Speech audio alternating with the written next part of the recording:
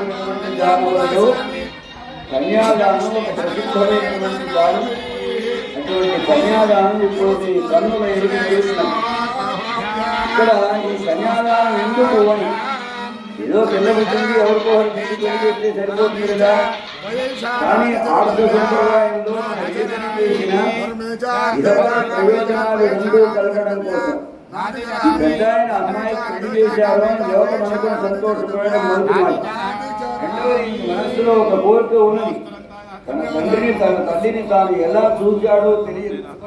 కానీ ఇప్పుడు ఈ కన్యాదానం చేయడం ద్వారా దశ పూర్వేషాం దశాపరేషాం నా ముందు తరాలు పని నా తర్వాత తరాలు పని నాతో పాటు చేయడంపాటు సముద్ధరించబడినటువంటి 21 తరాలు సముద్ధరించేటువంటి మహత్తర పుణ్యాన్ని నువ్వులు చంద్రమండలం